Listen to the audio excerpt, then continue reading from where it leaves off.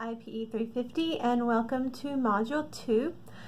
This is the module where we're going to start getting to the heart of the class. So as individuals, this is where you're going to start taking time to look into the different healthcare professionals, their roles and their scope of practice. So I do not mind where you get your information. You can use books that you might find in a library, books that you might have, some of the textbooks that you have from your previous courses, like an intro to nursing course or an intro to emergency services.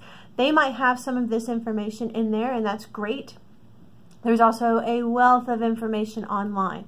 So I do not feel that I need to direct where you get your information from. It's out there for you. I don't need to teach you this, but what I can teach you is, once you've gathered your information, how to think about that. So I want you to look for healthcare professionals out there and what they do, and then apply what you've learned to a case. So we have a case about a woman named Meredith who has a very complex healthcare situation, and she goes through a multitude of healthcare settings. So she could come into contact with many healthcare professionals. I only need you to identify a limited number of those. So tell me what that person would do for her case. And I'm going to look for the accuracy of that to make sure you understood what you've learned. Then I want you to talk about overlap at all. So sometimes a nurse and an EMS can do the same thing. You both can do vitals. You both can do primary assessments. When do you decide who does what? And in healthcare, this is an issue that comes across a lot. So who gets to take the vitals? Who does the primary survey? Who steps in when? And when two professionals can do the same thing, when is it appropriate for one to do it over the other? So consider some of those things.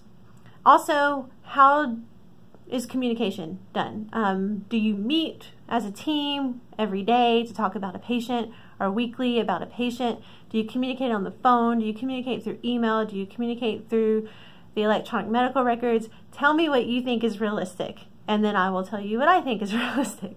Also, I want you to contribute your own role. So I know that some of you are coming in with experience. Either you're doing your role now, or a variation of it that will expand once you have your degree, or you're doing a different role that will change. Tell me how the role that you perceive that you'll be doing once you graduate will contribute to Meredith's care. I have had students that are in healthcare management, and they have talked about how they credential the professionals that are going to be contributing to Meredith's care, or how someone wanted to be a property management supervisor, and how they make the property look nice and welcoming and change the perspective of Meredith as she enters healthcare. So there is a variety of ways that you can contribute, even if you don't have a direct line to her healthcare. So I look forward to seeing what you contribute. Please have this submitted by the revision due date if you want feedback from me, or if you want me to challenge some of your thoughts. And you can start working on that now. So I look forward to seeing what you do. Goodbye.